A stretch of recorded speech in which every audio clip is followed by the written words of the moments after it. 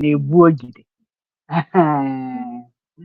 a wee ho hakwa ka nna bụ na ihe a sọsọ nnọọ isi kara aka na-ebuzi ogidi mgbe ije a wee sị ndị be anyị na m ekene unu si unu ndewo na mgbede a sọsọ na ngalaba solid 100.9 FM ka unu si anụ ọnụ m ọ nọ na mba ejelu mba ozi ọ dị na 10B Savage Crescent n'ime GRA n'Enugu afọ mba ozi eji ọfọ Adana Ofija ji eme ọnụ ada ọ na-abịa ịfụrụ ọchị ezi ego gị niile a na-awụchi ada na-adị ya zuo ori na-adị ama aka akpa nji sọsọ ọchị eze anata unu ife unu ji nzube chukwu nọkwa n'ọgbọ nzube ekene kenere ndị be anyị Ndị agha ekene m nke unu m. Afọ m bụ Nwaada Nzube Chukwueze, Ada Owo Nkanụ, ka unu mere tata. ama m ma ahụ adụ anyị nke taa mgbaghazi na ahụ dị Ahụ kwesịrị ịdị. ahụ kwesịkwara ịdị o n'agbanyeghị Ọbọdụ Chikene Chukwu. yes n'agbanyeghị arụ kwesịkwara ịdị o kama na guys are not smiling Ọtụtụ karị. ọkọta ọkara chicks are not even smiling as well Enweghị. maka ike agwụgwọ ya bụ imere anyị ọ na-akọ gị ọ na-akọ onye na-enye gị njide ịghọtago ezigbote nsogbu wee dịrịzie so ndị be anyị o wee bụrụ na ike agwụgwọ ya bụ imere anyị a n'eziokwu n'izu ụka anọnwa gara aga ka ụmụ ibe si na ya eme njeghere iwe and bad governance kwa ihe ọwụ mụnwa kwe ha o nzube kwekwuo ha o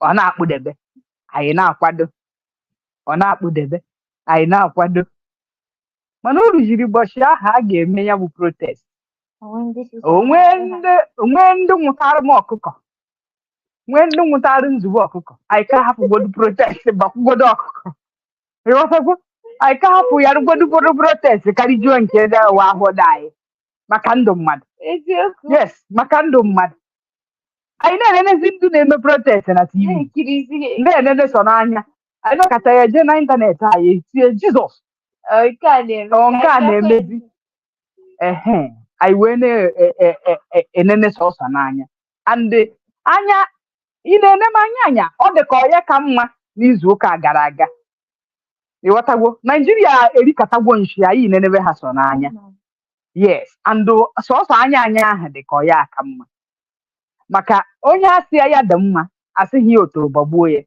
mana Naijiria na ndụ na-achị anyị dị ka asị ha dị mma ọ bụrụkwuo na ịgwakwuo ha dị mma ọ dụzie ka ị kọrọ ha ọnụ ịghọtago na-ajụ ọ na ha anaghị elekiri ndị ọzọ anya fụ ka ha si eme na otu ihe si kwesị ịdụ na otu ihe si kwesị ịga ebe na ebe ọbụla onye anọ na ka ọ nnọọ na-abụrụ anyị ọnụ abụ si anyị zuzugheriwe na you understand because some kind of things na-eme n'obodo anụnwa na-adụ ka ndị asị ha jee n'zuzugheriwe dịka ndị e nyere spoon zi ha jee na latrin jee kurie nchi I'm telling you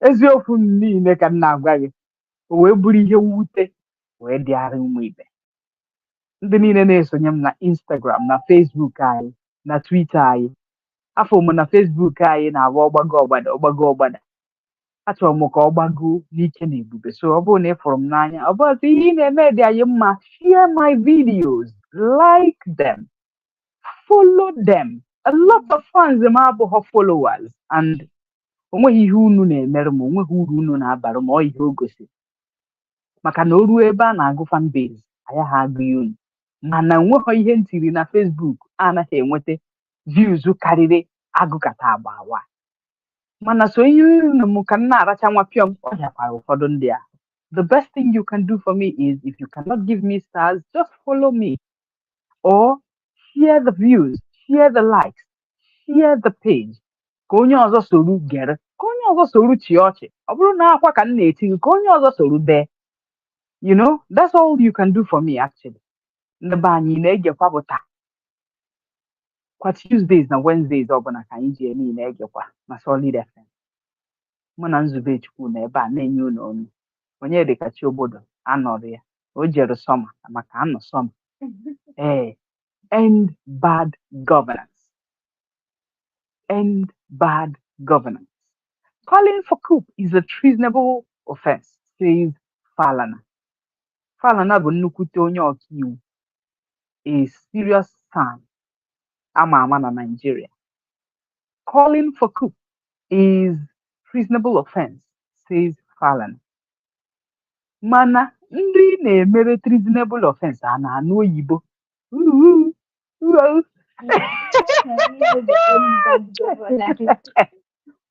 na-asụrụ oyibo treasonable offense anaghị anụ oyibo, so Nnamdị Kanụ ga-ebe ahụ ike unu dị.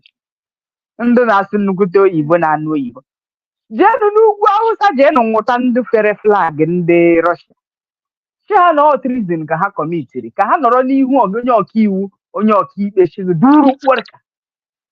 Ha nọrọ n'ihu onye ọkaiwu na onye ọkaikpe kọọ ọnụ gwaghị na agụụ na-agụ ya ana oribeghị nri ya na ezinụlọ ya eribeghị nri, ị na-agụ ya na o fere flag. Ọ gwaghị reason o ji fe flag because na this other flag adịghị favorable for him. Ka ọ mara ma nke na-acha white ọ ga-adị favorable for him. You know, because ha adịghị informed. Ị na-akọrọ onwe gị no a treasonable offense. Chief of Army Staff sikwu no treasonable offense. Anyị macha kama ndị na-agwa Ozioma Ejiofọ ehere m flag. Mgbe ya agbadaba n'ugwu gwa ha na treasonable offense. Ndị na-achị ha amagwa ihe wu treasonable offense ojiji ahụ ndị a na-achị. Aghọtabeghị agụụ ji ezigbote nneketa agụụ ji ka ị na-asụrụ oyibo treason. Ọ magburu onwe ya.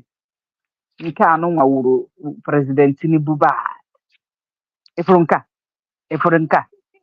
Just ma ndị eyi ndị bịanụ ma ekene nnọọ otu ya esi wee nọdụ nnọọ ihe dịka na otu anyị na-ekwu okwu na redio kịta anụ otu ahụ na na-abọ nọ. Ewere m nnọkata excuse me biko na m achọghịzi nzube Chukwu like live on broadcast like this. Biko na m achọghịzi nzube Chukwu, ọ bụrụ na o nwere onye na-anọchi ya bịa ozugbo bịa nọchie ya nzube ngwa kunibe. Do you understand? Yeah. That's exactly how to be empathetic. Ọ bụrụ na you see how people in your shoes ya ha ghọta their pain. Nke a wụrụ president anyị bad. Maka na ị nọ n'oche eze mmadụ achịghị na ị na-afụ afụ je na nke ị chịrị ezugbo na ọchọ ọzịghị. Ịmụmụ ya na-emetụta dị very funny. Because ha chee n'ebe a ka nsogbu ha ga-ebido. Mana nsogbu ha bidoro n'isi ibe ha wee mewe. Nnọkwa na-ege ka a ga-esi si na ndị Enugu na ndị Anambra ndị South East niile eme. Mana onye ọbụla echichekwa ya na-ekiri Nigeria. Shọpụ niile a na-emepe n'ike na-ebu. Onye ọbụla nwere ekele aga breki si o mekwa. O mere life. I swear. O mere eme. Ihe a kwesịrị ịma ha nukwutere security niile dị n'ụwa nunefere anyị ya saịdị anụnwa ebe ugwu wee pụọ uguru were pụ n'ugwu. ama niile ha na-agba sinsi bụ nọ ebe a ndị luzuru election. Peter Obi isi anyị ji eme trouble end bad governance. Na in fact ha wekwuoro Peter Obi tikwuo na end bad governance ọ bụrụ a doctor video. Dị na mma Nigeria. Yes. O mere ka yes. ndị South East chọkwara dị na mma mgbe na ijele anyị chọrọ dị na mma Nigeria ma ha ga-ekwe ma ha ya ekwekwe ịghọtago. Ha sị na Peter Obi jipụrụ ụmụ ibe ha ji eji eme protest. Ọkawu Peter Obi jipụrụ ndị ugwu ji eji eme protest. A na-akpọzikwa ha Putin na the train. Ma flag a na-ebu afọ ọkwa m ka ọ bụ nke nje Biafra fụkwara efu pampa. Ọ bụ ịhụrụ miracle retire Jizọs. Biafra flag furu efu pampa. Enweghị ebe m hụrụ ya ma ofu mkpụrụ ahụhụ m ya na this particular protest. Chaka emeghị na ofu mkpụrụ ahụhụ m ewee gbadabara ya n'ugwu ebe n'ebe were na-egbu na ọgba ọkịrịka. Ebukata flag a nwere nke m hụrụ jere jos hefu Nigerian flag debegodi ya n'akụkụ n'ofu aka ọ tụfukwara ya were je hete flag ndị Russia makwe ya chigwe n'elu fensị ya wụdara onwe ya na-eji budget o wee bụrụ ihe obodo nyere n'obodo etigwo jaja hapụta anụ na a na-achị ọchị o wee bụrụ ihe obodo nyere o wee bụrụ nnọọ ihe obodo nyere ebelebe na-egbu n'ọgbọ ọkịrịka. Calling for coup is treasonable offense, says Falana. Kedu ndị na-asụrụ dị oyibo? Thanks for reminding us. Because I don't know Igbo now mere that flag display. Ebelebe aka egbu na Igbo between that last week and this week. Ọmụkwu. Chihi ọmọnụ. Ọ bụrụ na Igbo ka efere flag Russia ahụ. Hey! Hey! Ịmakwa akpa nkata. Ịdị sure na mụ na ha ka ya ekwu okwu ebe a tata. Ama akọta akụkọ ahụ in another 5-4 months. Aka na-apịa anyị ụtalị ndị mma ma nke ndị mmadụ. Na-akpụ ndị mmadụ. Mana miracle no dey tire Jizọs. Asị m unu nwere na obi aṅụrị na Jizọs ndị Igbo dị iche. Akwekwuru m ekwu. Jizọs ndị Igbo dịara onwe ya iche. Ebere m na-emere onye na-agbara onwe ya ọgụ na Nigeria. Nigeria is a blessed nation. Onye ọbụla na-aghọ ara na Nigeria has never gone unpunished. Chekie ya. Onye ọbụla si na ahụ adịghị ya mma no ihe gbasara masis ka ọ ga-eji wee na-atachi so ya ahụ afọ nubeghị na Nigeria ama m ndị hikwere Nigeria hiwere Nigeria ama m ihe ha ji wee umbilical cord eji hiwe Nigeria eji I don't know what it is about this country but nobody who is a wicked person has ever gone out of this country unpunished. Enweghị onye ahụ. Enweghị onye zuru ego anyị na Nigeria that has never jekwu ya nga ma o jee very unpunished. Onweghị onye arụrụ a na Nigeria nwa nara unpunished. From mgbe m pere mpe. I'm not joking. From mgbe m pere mpe. Ma ndị riri ego na-egodu ihe dịka abacha aka na-recover ego ya olu tụrụ till now. Ala mese ya ndị ya ndị cha ha akara nkụnụ ma ọ bụrụ ma ndị zuru ego ma ndị riri ego ma ndị ji emere ụmụ ụwa bụ nke onye ma ndị na-eji eje ha ji egwopịa njide Nigeria bụ obodo na-enu inu bet ndị na-achị anyị n'ime obodo a aghọtaghị the country. Onye banye ọkwụrụ ọtọ ọkwatuo ndị na-agafe bikos na ọ gahere n'ogwe ọ gbajichie dị ogwe chee na ọsụ ya ga-achị anya na-enene ha ka anyị mara ihe Falana kwuru na ọ dị mkpa ị na-egekwa na adịghịkwa Tuesdays na Wednesdays ọbụla ma ọ kụrụ elekere 5 ruo elekere 6 tata ị na-anụ onu oziọma Ejiofọ na Nzubechu. Falana spoke on the background of violent protests in the northern Nigeria of the country, where protesters were seen brandishing the Russian flag while chanting "Tinubu must go."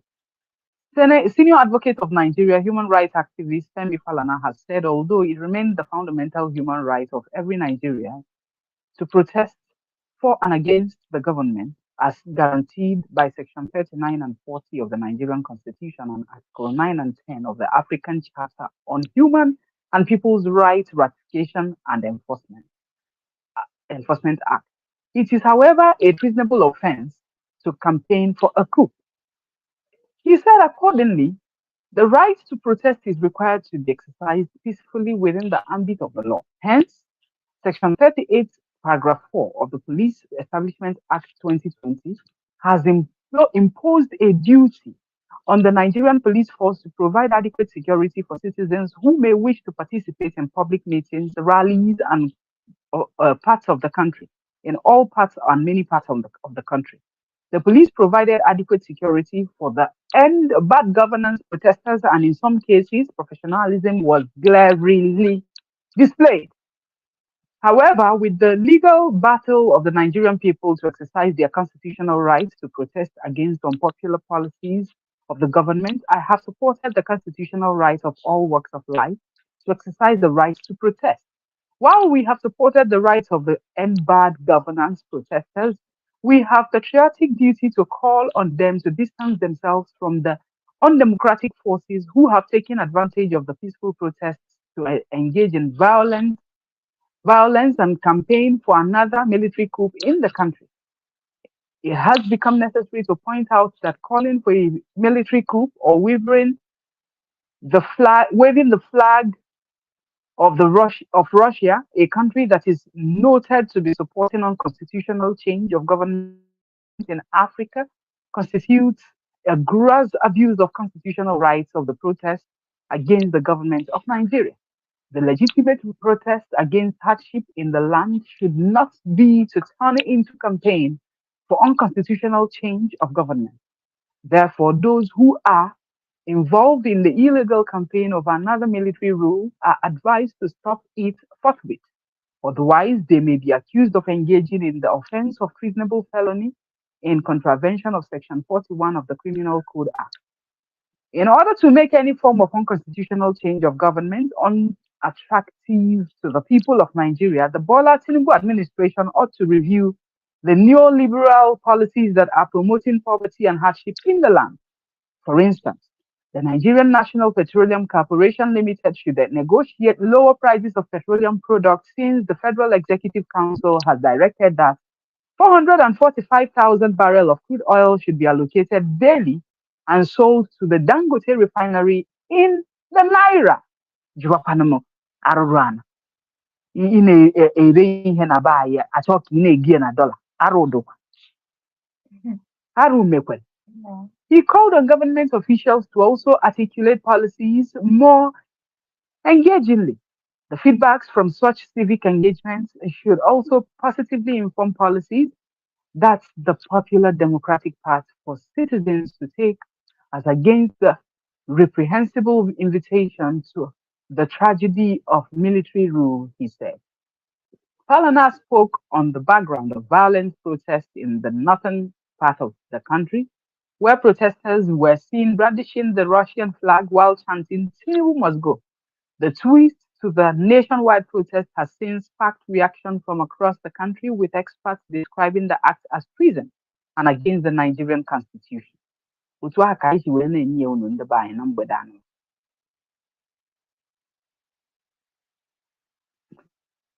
Otu a ka anyị si na-enye unu na mgbede anụnwa. Calvin Collins afụrụ gị Agbo Cynthia ndewo.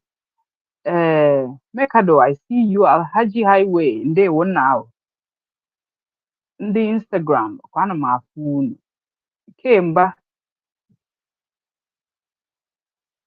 akpụkaji daalụ o. Akpụka ọjị. Okay, Onyedikachukwu. Onye Okechukwu daalụ. Paul Okpara, I see you na Facebook. Chukwudi Obiesie, Festus ndewo. Ndị m akpọghọ ana m afụ unu ka anyị na-aga n'iru. Nzubechukwu, gịnị ka ị hụrụ na ihe anụnwa? Ihe isi m chọrọ ikwu bụ na ha ghọtadịrị ihe na-eme. O nwere ha kpọrọ na flag ha ga-ebu n'imi. So ha ghọtara ihe na-eme. So ka ihe ahụ ọ dịkwa very significant. Ihe eji hapụ flag anyị ruo flag ndị ọzọ na-ekwukwe na Tinubu must go. It means something. O nwere ihe o mean. So ihe a chọrọ ịkọwa na this protest bụ na onye ọbụla na-ebe ma onye nnukwu ma onye obere ma ndị iche na ọma mmetụta ha o metụtara onye ọbụla maka nke ije a egosi na o metụtara onye ọbụla. So and iteki over Q a na-ekwu maka ya adịghị ya bụ ihe ga-eme if na ndị na-achị anyị mee ihe ha kwesịrị ime. Yes. Because ka protest a na-aga afụbeghị like ka esi address this situation because fuel ka bụ ihe ọ bụ ọgbagotere beans adabi ọdabeghị osikapa adabi. Yes, so our address bụ ego moto adabi ọdalọ ka ọ gbagokwere. Yes, mgbago ka ọ gbago. So our address the issue mere protest a ga-aga and anụ m na ọ ka na-aga ruo maka kịta. Ịghọtara ihe aka. Ịma na udo dịara ya ebe a ya ghọta anything. Udo dị ebe a. So to avoid this thing na achọrọ ime ihe na Q ọ na achọrọ na eburu flag agagharị ndị Russia agagharị ka adreesị ihe ndị mmadụ ji pụta n'iro na-eme mkpọtụ. Ya bụ the most important thing. Unu hapụgodi flag ebe agagharị.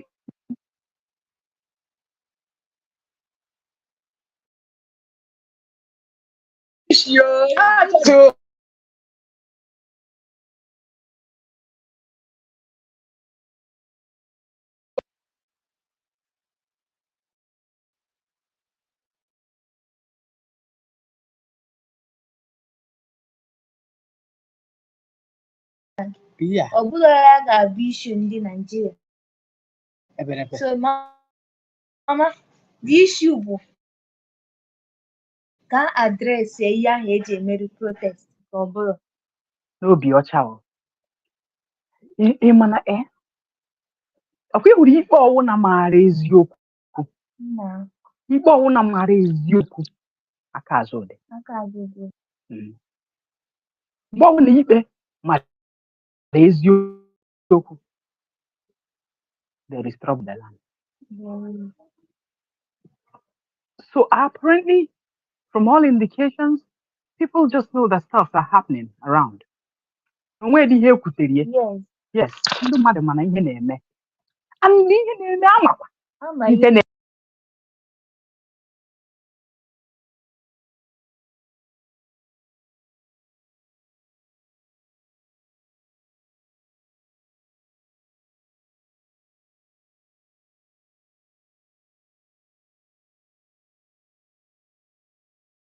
Onye isi ana dịka President Tinubu ga-eji wee bịa nnọọ na National TV wee kwuwe ihe sọrọ ya, okwuwe nnọọ ihe sọrọ ya, kwuwe nnọọ ihe sọrọ ya, kwuchaa ọtụgharịa si unu God bless Nigeria o je were onwe.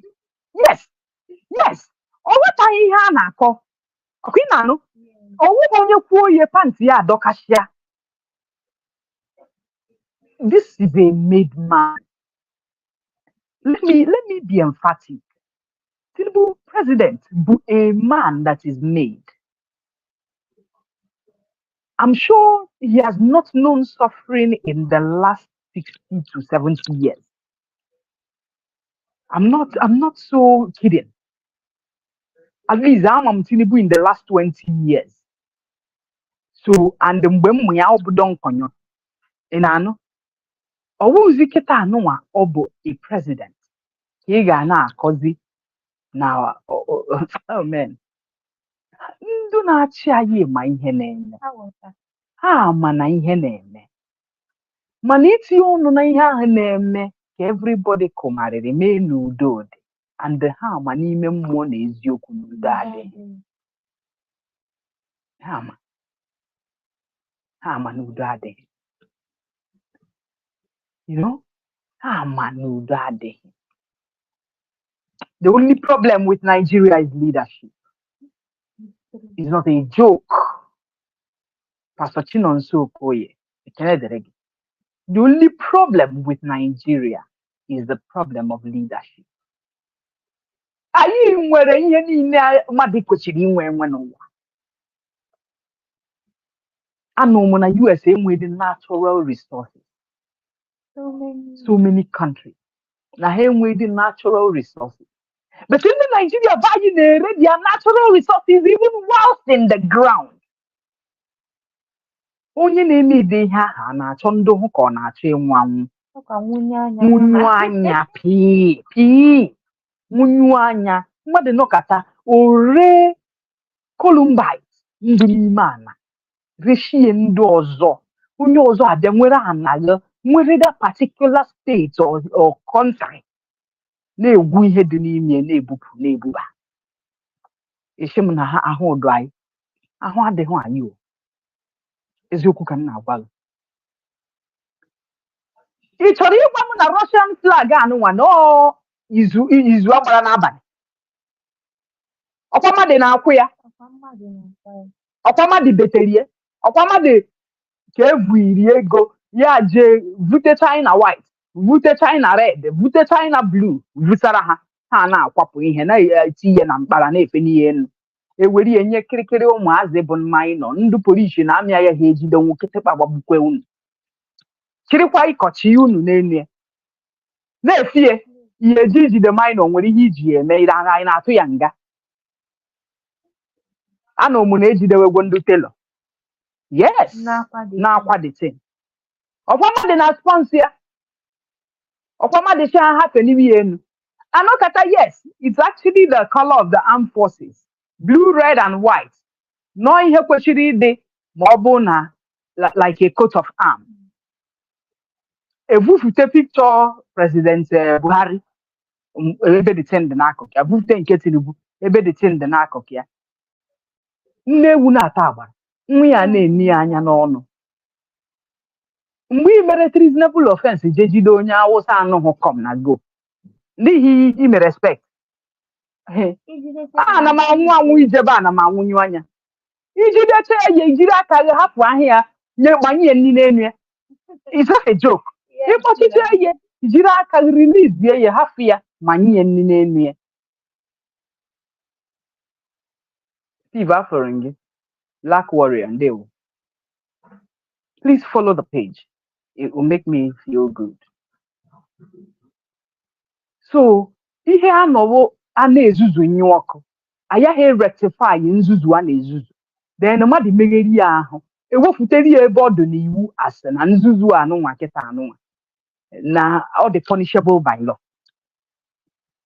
mana mgbe unu na-eme nke unu amaghị na izuochi gọọmenti izuochi ihe ụmụ ibe izuochi ihe mmadụ kwesịrị iri ihe ọdụ nri mmadụ kwesịrị iri ihe ọdụ mmiri mmadụ kwesịrị ịṅụ ime ihe niile ọ na skyrocket ime monopoly ọkankụ imeso ofu onye ọ na-ebubata fuel ime ofu onye onwe refinery na-atụ sọ nnu na-atụ shuga otu onye unu amaghị na ọ nzuzu nye ọkụ ma simenti ma simenti mana ụmụ ibe ji vụrụ onwe ha tụọ n'ala bere akwa tire mkpu unu agọrọ ha felon amụma marakwa unu agwa ha na ọ felon mana mgbe ha na-agwa unu na agụ egbu ha nkịtị everybody kpokpo ma mụ ma mmadụ achịrị ụkọchị unu ọ ya ka onye dịka Senator Akpabio asị onye nọmba 3 man na Nigeria ga-eji wee wepụta ọnụ o ji eri ji na ede chi anyị mebe demonstration ka ha na-ata bozobozo. This other man. Are you listening to that? Are you hearing? You know he jokes about everything. Oh, a very jolly good fellow. He jokes a lot. But he doesn't know where to draw the line. Somebody needs to educate Senate President Akpabio where to draw the line.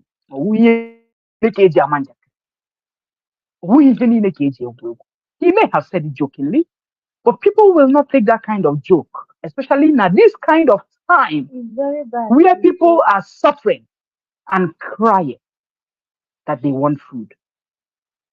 Demonstration. Do you understand?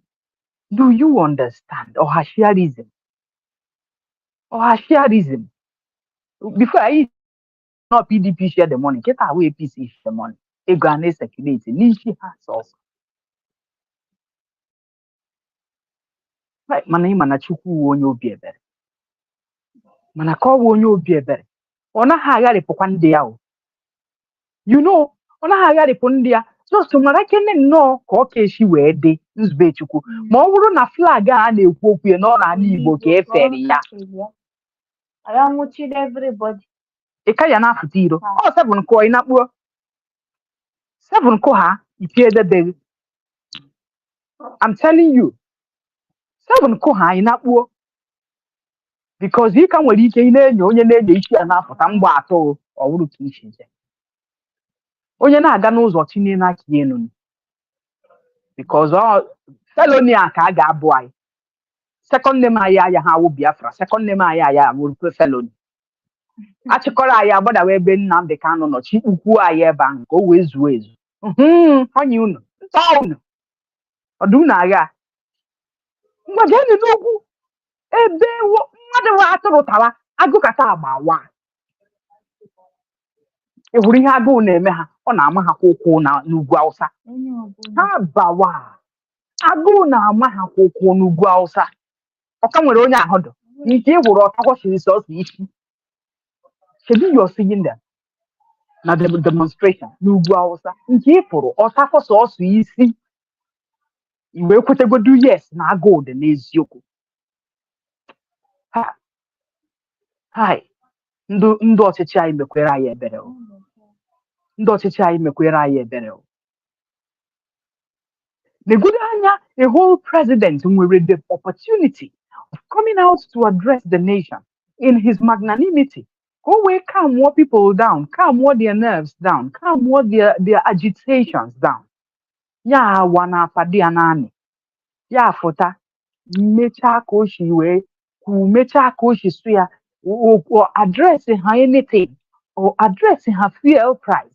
Or addressing her home. Or addressing her agumbu. Or addressing her anything. Umu ibeji we fatangagari we. Ya shunu God bless Nigeria. Togaria na mobile. Oh, back, oh, grow from. Okay, ma. It was very mild until he made that mistake. Because it's a mistake, a very careless one. And the Mara, now that speech was leaked a night before that speech was made. Did you know? He went now far run. That speech was actually leaked a night before the speech was made. It's well in when he heard you or because a father who understands the plight of his children will even speak without any book, will talk to his children, kaha more down, kaha wata, kaha huebo mitiri ọchịchị a, na ebe ndị chiburu mbụ dewere na ihe ọ na-face. When you tell us what you're facing, we may begin to have a rethink. But not when you export our oil by buying this and that and accruing it to yourself and then go to Malta, refine it and bring it back and sell it to us. Imeka yechiwochi kwaka. Ihu no ofu mbara doso na kolombi di ego obodo na-eri. Like how do you room? Yes.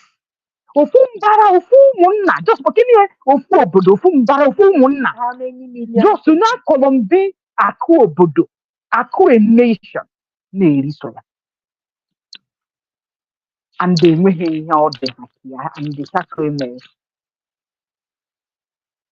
enweghị ihe ọ dị anybody ya ahụrụ m ya na ndị Hausa mere the translation of that particular video. It's not even about the video that was trending. It's about what is obtainable on ground. Na NNPC. Ndị a na-ere 800, ndị a na-ere 850, ndị a na-ere 900, ndị a na-ere 600, ndị a na-ere 750. Just look at that. Ikwu kata okwu gbasara Nigeria. Iwe abịa. Ndị mmadụ jee na ha akpanụ ya aka nụnụ. Ha akpanụ dị mita aka nụnụ. The ministry has to move. Ịghọtago? Ha akpa ya aka. Ezigbo nsogbu odokwa. Onye ọwụna dewere ahụ na udo dị. Onwekwa udo dị. Ezigbote nsogbu dị. Aka ama agụba chọrọ nwaanyị ewu onye Israel uveji. Ichetara agụba. Nke ahụ Pastor Chibuzor si abịa nyere ya aka ya achọ anụ eri ya nwaanyị ya sị na ihe ọ chọrọ virgin from Israel to Jerusalem. Wụcha nna ụta adụghị na obodo anyị sawo ya anachighị n'ahụhụ. 0902-311-1009 0902-311-1009 maọkwanụ 0909-771-1009 0909-771-1009. Open that decline. Daalụ now. Otekwe. Hello. Hello, good evening. Ndewo nna. Ndewo papa. Biko, ụmụ nwa bụ ndị nta akụkọ ndị jọnalist. Biko, ana m Ịnọkwa ya o. Ịnọkwa ya o. 0902-311-1009. Hello. Woo!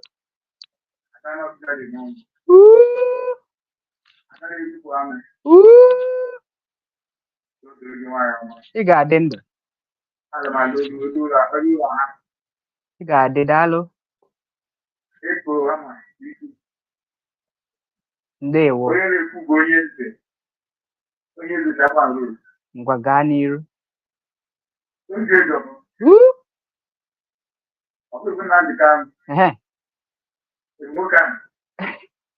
Ịghọtaghị ebe o si bịa ụwa.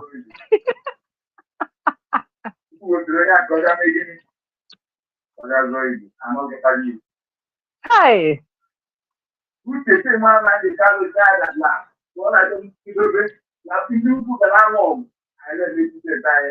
Ewe.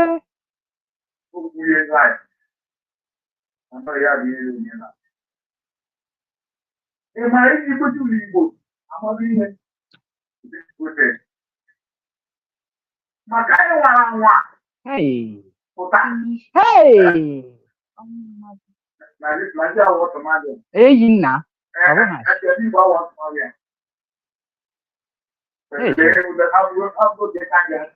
Ahụrụ nke tọrọ gọdị.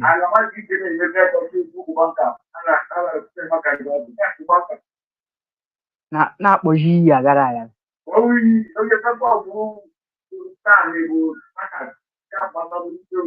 Ọtụ ọ dị mma.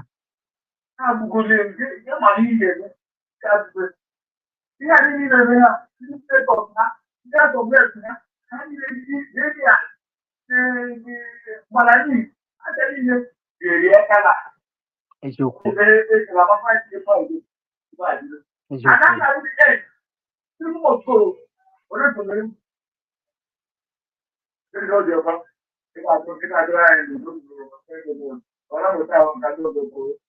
Well, ọ dị mma, anụgo m ihe i kwuru. Ọ bụrụ na otu a Naijiria si eme kịta otu nke kịta, ị maa na ndị INEC ekwuchigo ịmụrụ akọ. I'm not kidding. Ndị INEC ha bụ atụhụ na amụhụ na-eme n'obodo a. It's not a joke. It's not even a joke. Ọ bụ hụrụ mene dị otu a mere na aja adụ agha.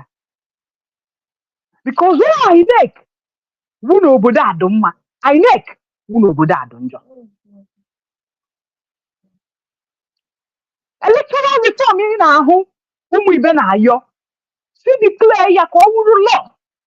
Na ịhụrụ ọ bụrụ na anaghị atụ vootu a na-agụ ya 1, 2, 3 na screen na all over Nigeria si atụ na vootu ọwụna. Ọ ga-ahịa ha. Ọ ga-ahịa ha ahụ. Ọ ga-ahịa ha ahụ. Ọ ga-ahịa ha ahụ. And ịma na ihe ahụ ị hụrụ ụmụazị ugwu na-eme ọ dịchaghị ka a na-egwu egwu. Ọkwa ịma na ọ dịchaghị ka a na-egwu egwu. Ana m agwa gị through you see, don't joke with Islamic powers that be. Enwe ndụ dị dreaded and fearful ị kwesịrị ịtụ egwu n'ụwa otu ahụ ịma esi nwee Christianity tụọ Islam egwu. Christians nwere ike ịgharịfụ halfway maka anyị nwere ndukwe na anyị ekweghị. Mana ị hụrụ Islam as a religion, ha kwechiri. Ị ga-ekwe na ọ na-eme. Hello. Nna o. Ị ga-adị ndụ nna o. Ise. Nna o, ndewo o.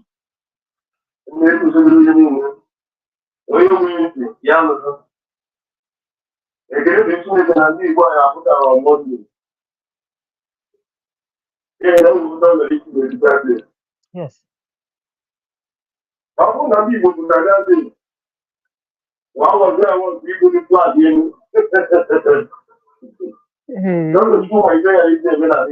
I'm telling you.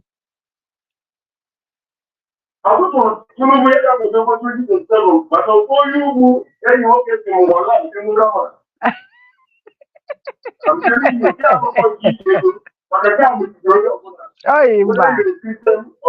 Eziokwu mba nke a batara. Oye, ka ọ batara.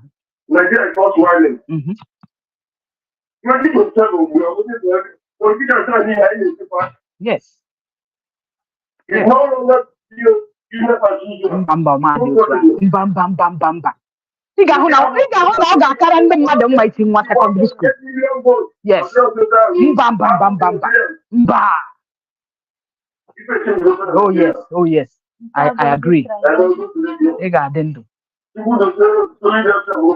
Ise daalụ nna. Daalụ. Nna ahụ. Chika Eunice. Ndewo. Ụzọchi Rejoice. Mama ahụ, daalụ.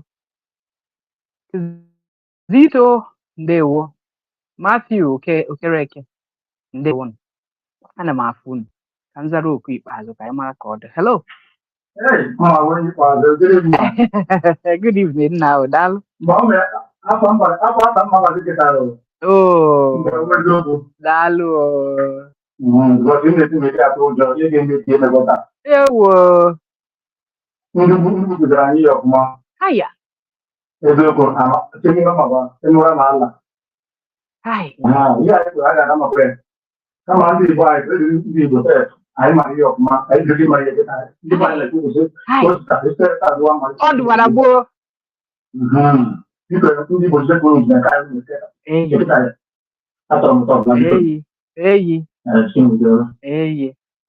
Daalụ.